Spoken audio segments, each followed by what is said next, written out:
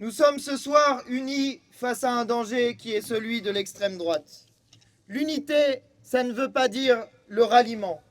Chacun d'entre nous ici conserve ses différences, ses spécificités, ses petites subtilités. Mais nous sommes rassemblés parce que ce qui nous unit est plus fort que ce qui nous divise.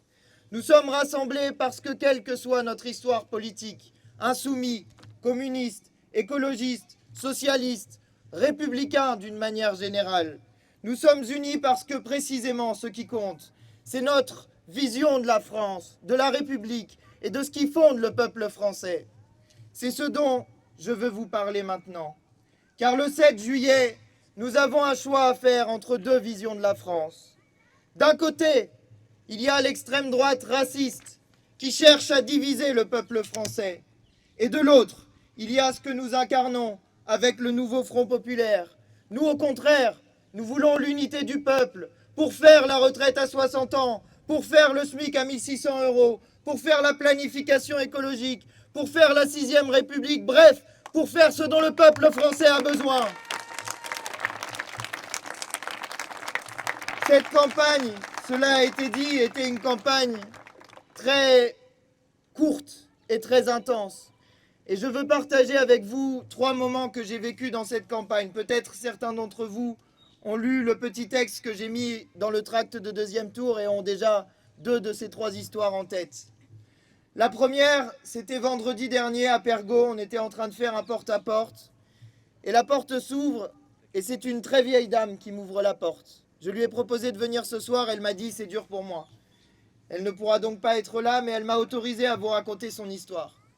Cette dame, elle s'appelle Josette. Elle m'a dit ça se dit Josette et pas Josette. Alors je dis Josette. Et quand elle m'a ouvert la porte, je me suis dit ah, ça va pas forcément être facile. Parce qu'il y a l'idée que dans le peuple français, les personnes les plus âgées votent plutôt à droite et pas souvent à gauche. Mais ça n'est pas toujours vrai. Et je vais vous raconter son histoire bien particulière. Parce que quand elle m'a ouvert la porte, elle m'a dit « Devinez quel âge j'ai ?» Je dis « Je sais pas ». Elle me dit « J'ai 90 ans ». Je viens de fêter mes 90 ans, c'était le 13 juin dernier. Et vous savez quoi? Je suis né en 1934 et je me souviens de tout. Je me souviens de l'arrivée au pouvoir des fascistes. Et les fascistes, on sait quand ils arrivent au pouvoir, mais on ne sait pas quand ils s'en vont. Alors je ne sais pas comment vous dire. Là encore, ça m'a mis les larmes. Parce que je m'attendais à trouver une porte d'une dame qui allait me dire qu'elle était de droite et qu'elle n'avait pas envie de voter pour nous. Et j'ai trouvé au contraire la porte de quelqu'un qui m'a dit effectivement qu'elle était de droite, qu'elle était gaulliste et qu'elle allait voter pour le nouveau Front populaire pour faire barrage à l'extrême droite. Et puis, ça c'est pour l'ancienne génération qui se souvient. Et puis dimanche, faisant le tour des bureaux de vote, j'ai vu un petit garçon qui s'appelle Liliane. C'était devant Diderot, vers Saint-Hubert. Je parle avec les gamins, j'arrive et j'étais tout étonné. Ils étaient là et ils font « Ouais, Antoine, Antoine !» Ils m'avaient vu sur les affiches. Alors, je me dis, ambiance dingue, quoi. Des gamins, ils avaient 12-13 ans, quoi. « Ouais, Antoine, Antoine !» Alors moi, je fais « Ouais, super, on va gagner, on va gagner. » Alors, je parle un peu avec eux et il y en a un qui me dit ce truc qui m'a fendu le cœur.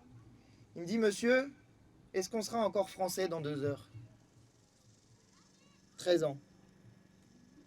Et moi, je ne sais pas comment vous dire, ça m'a pris aux tripes. Parce que qu'un gamin puisse se dire ça, ça veut dire que les parents, ils en parlent à la maison. Ça veut dire que les gamins, ils en parlent entre eux à l'école. Ça veut dire que ce pays est en train de leur envoyer l'image qu'ils ne seraient pas parfaitement français, alors qu'ils le sont. Et puis, c'est un peu la même histoire. C'était ce matin au marché de Grigny, on était avec les camarades. Et y a une dame qui vient me voir et qui me dit... Enfin, on parlait. Puis au bout d'un moment, les larmes lui viennent. Elle me dit, mais enfin, c'est pas possible, mes gamins. Quand on a gagné au volley, alors je sais pas ce qu'on a gagné au volley. Apparemment, on a gagné un truc au volley. Moi, je suis pas le sport. La Ligue des Nations. Eh ben voilà. Elle me dit, quand on a gagné au volley, mes gamins, ils étaient tellement contents, tellement fiers de la France. Et aujourd'hui, ce qu'on est en train de leur dire, c'est qu'ils n'ont pas le droit d'être français. Voilà l'ambiance que les fascistes sont en train de mettre dans notre pays. Voilà l'ambiance que les racistes sont en train de mettre dans notre pays. Et nous, Par nos bulletins de vote, nous pouvons être le bouclier qui protège. Parce que c'est toujours ce que fait l'extrême droite. Dans toutes les périodes où il y a des crises économiques, dans toutes les périodes où le capitalisme arrive au bout de sa course, l'extrême droite arrive pour diviser le peuple, pour faire en sorte qu'on se regarde les uns les autres en se disant « Ah tiens, celui-là, il n'a pas la bonne couleur de peau. Tiens, celui-là, il a un truc sur la tête qui ne me plaît pas. Tiens, celui-ci, d'où vient-il? Tiens, celle-ci, je n'aime pas son genre. Je n'aime pas son orientation sexuelle. » Voilà ce que fait l'extrême droite, elle cherche à diviser, au moment où, au contraire, je l'ai dit, il nous faut rassembler pour faire le programme que nous voulons mettre en place. La logique de l'extrême droite, c'est une logique de guerre civile. C'est une logique qui consiste à faire le tri, à regarder chacun en chien de faïence et à se demander si oui ou non il a le droit d'être français. Et ce que ça provoque à l'inverse, c'est que les gens qui subissent ce racisme se sentent illégitimes, se sentent pas à leur place, et parfois même me disent « Monsieur le député, est-ce qu'on va devoir quitter le pays ?»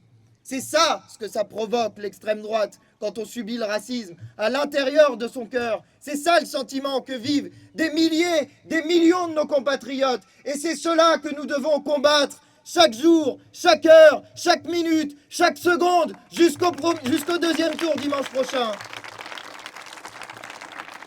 Les racistes ne connaissent pas la France. Ils ne connaissent pas la France que nous connaissons, nous. Une personne sur 4 dans notre pays a au moins un ancêtre qui était étranger. 19 millions de nos compatriotes ont au moins un ancêtre qui était étranger. Et puisqu'ils essayent de nous faire peur, de nous faire mal, je vais vous demander ceci, que ceux qui, comme moi, sont concernés, que ceux qui, comme moi, ont au moins un aïeul qui est étranger, lèvent la main. Voilà la France! Voilà la France que M. Bardella ne veut pas voir. La France, c'est nous, petits-fils, petites-filles, enfants d'immigrés. La France, c'est nous tout autant qu'eux. Alors, vous voyez, quand on fait ça, ça fait des petits frissons dans le cœur. Parce que d'un seul coup, on se rend compte qu'on est nombreux. Et on voit autour de nous les infirmiers, les infirmières, les policiers, les policières, ceux qui travaillent dans le service public, ceux qui travaillent dans les entreprises. Bref, on voit la France qui fait tenir le pays debout par ses mains, par son travail. Et c'est cela que M. Bardella et Mme Le Pen refusent de voir. M. Bardella a déjà abandonné l'intégralité de son programme social. Ça y est, c'est parti, la retraite. Non, il ne reviendra pas sur la retraite de M. Macron. Ça y est, c'est parti, le blocage des prix de l'électricité. Non, il ne sortira pas du marché de l'électricité. Alors, quelle est l'urgence fondamentale pour M. Bardella? Il l'a dit. L'urgence, c'est la suppression du droit du sol. Ah bon? L'urgence, c'est la suppression du droit du sol? Et il y a des gens qui nous disent, l'extrême droite, on n'a jamais essayé. Ben, ouvrez un livre d'histoire. Parce que quand M. Pétain est arrivé au pouvoir de manière légale le 10 juillet 1940, 12 jours plus tard, le 22 juillet, son urgence, c'était exactement la même que M. Bardella. C'était la suppression du droit du sol et la dénaturalisation de ceux qui étaient concernés par le droit du sol. Voilà pourquoi ne laissez pas dire que l'extrême droite, on ne l'a jamais essayé, parce qu'on l'a déjà essayé et que M. Bardella a exactement le même problème que celle qu'on a essayée.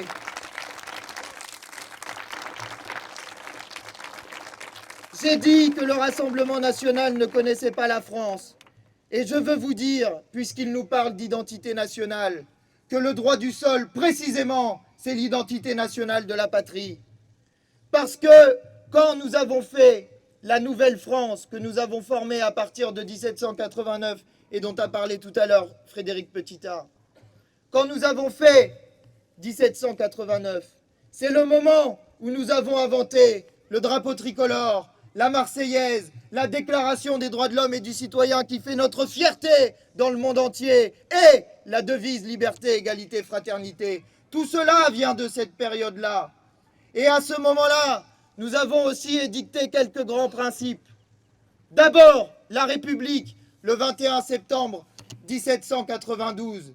Un événement tellement fort qu'on a décidé de remplacer le calendrier pour dire à quel point c'était nouveau, à quel point c'était novateur, à quel point nous inventions un nouveau pays, une nouvelle France. Et lorsque nous avons fait la constitution de cette première République, voici ce qui était dit à l'article 4 qui inventait pour la première fois la citoyenneté républicaine des Français. Tout homme né et domicilié en France âgé de 21 ans accompli, point virgule.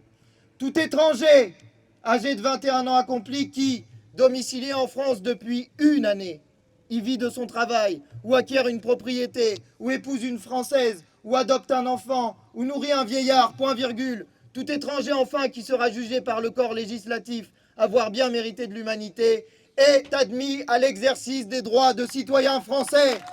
Voilà la France! Et puisqu'il nous faut parler de l'identité nationale pour répondre au Rassemblement national, je vais vous raconter une petite histoire que personne ne connaît, sauf ceux qui m'écoutent un peu trop souvent, vu que je la raconte souvent. Et je vous prie de m'en excuser pour ceux qui l'ont déjà entendue. L'histoire même de notre drapeau tricolore a partie liée avec les luttes antiracistes. Parce que, en 1789, je l'ai dit, nous avons fait la Déclaration des droits de l'homme et du citoyen. Et elle commence par l'article 1er qui dit « Les hommes naissent et demeurent libres et égaux en droit ». Sauf que la France, c'était aussi les colonies. Et que les colonies, c'était aussi l'esclavage. Et que dans les colonies, il y avait des colons qui disaient « Ah, mais si on fait ça, alors c'est la fin des plantations. Si on fait ça, alors c'est la fin de l'esclavage. Et nous ne pourrons plus, car nous n'aurons plus les moyens de faire du sucre. » Il y avait déjà des gens qui nous disaient qu'ils n'auront plus les moyens si on supprimait l'esclavage. Vous imaginez quand même l'ambiance. Eh bien, les gens qui se battaient de manière régulière contre l'esclavage, je veux dire, il ne faut pas croire que les gens étaient placés en esclavage et ne résistaient pas. Il y avait de la résistance, et c'est ce qu'on appelle notamment les marrons, qui résistaient contre l'esclavage. Mais avec la Déclaration des droits de l'homme et du citoyen, ça prend une nouvelle ampleur, parce que d'un seul coup, il y a un pays qui dit, qui affirme, les hommes naissent et demeurent libres et égaux en droit. Alors la révolte prend une ampleur considérable. Et les gens se battent pour l'application de la Déclaration des droits de l'homme en Haïti. Et les révoltes sont tellement fortes que ça finit par revenir de l'autre côté. Ça mettait quand même 3 mois l'information à circuler d'un bout à l'autre de l'Atlantique. Ça arrive de l'autre côté de l'Atlantique. Que décident les gens qui sont au pouvoir? Qu'il faut mater les révoltes. Et ils décident d'envoyer des navires depuis Brest pour aller mater les révoltes. Sauf que les marins bretons n'ont pas très envie d'aller mater des gens qui se battent pour la liberté. Alors ils se mettent en grève. Ils se mettent en grève et ils débattent d'un peu tout et rien. Et ils finissent par parler aussi du drapeau blanc de la monarchie qui est sur les navires. On a déjà commencé la révolution. Beaucoup de gens portent la cocarde tricolore que j'ai sur mon costume aujourd'hui. Alors pourquoi garder ce drapeau blanc qui ne représente plus vraiment la France? Pourquoi ne pas mettre à la place un autre symbole qui voudrait dire autre chose? L'Assemblée nationale en débat. C'est le 24 octobre 1790. Et c'est Mirabeau qui emportera l'adhésion en disant les mots suivants que je vous demande d'écouter avec attention. Elles vogueront sur les mers les couleurs nationales. Elles obtiendront le respect de toutes les contrées, non comme le signe des combats et de la gloire, mais comme celui de la sainte confraternité entre les peuples, des amis de la liberté sur toute la terre, et comme la terreur des conspirateurs et des tyrans. Ce jour-là, l'Assemblée nationale décide de mettre sur les navires de la marine française, pour la première fois de son histoire, le drapeau tricolore rouge, blanc, bleu pour la petite histoire. Alors vous pourrez regarder les fachos dans les yeux demain et leur dire que le drapeau tricolore est né des luttes des esclaves contre l'esclavage, pour la Déclaration des droits de l'homme et du citoyen et d'une grève antiraciste des marins bretons. Voilà l'histoire de notre pays. Voilà ce qui fait le sel de notre identité. Ce n'est pas la division qu'essaie d'instiller dans notre peuple Marine Le Pen et Jordan Bardella par le poison du racisme. C'est au contraire la fraternité et l'égalité qui nous lient dans le combat pour la liberté et pour l'émancipation. Voilà ce qui fait de nous des Français dignes de ce nom. Et ceux qui ne sont pas des Français dignes de ce nom ne sont pas ici. Ceux qui ne sont pas des Français dignes de ce nom sont ceux qui trahissent les valeurs de la République française, comme le fait Jordan Bardella et comme le fait Marine Le Pen. Voilà ce que je voulais vous dire ce soir. Ce 7 juillet, nous avons à choisir ce que nous voulons pour le futur de notre pays. Ce 7 juillet, nous avons à choisir entre deux voies pour notre patrie. D'un côté, celle qui est proposée par Jordan Bardella et Marine Le Pen. De l'autre, celle que nous portons avec le nouveau Front populaire. Celle de la République, de la Déclaration des droits de l'homme et du citoyen, de la devise liberté, égalité, fraternité. Celle qui proclame surtout l'unité et l'indivisibilité du peuple français. Et quand, peut-être demain, les jours seront moins beaux que celui d'aujourd'hui, je vous propose ceci, de vous rappeler de ce jour, de vous rappeler qu'aujourd'hui, nous étions sous ce beau soleil, sous ce beau ciel, avec cette petite brise, que nous avons, pour beaucoup d'entre nous, levé la main en nous rappelant de l'histoire de nos ancêtres. Et pour beaucoup d'autres, nous n'avons pas levé la main, mais nous étions un peuple, indivisible, unis autour de ces valeurs qui le rassemblent pour toujours et à jamais. Liberté, égalité, fraternité. Vive la République et vive la France.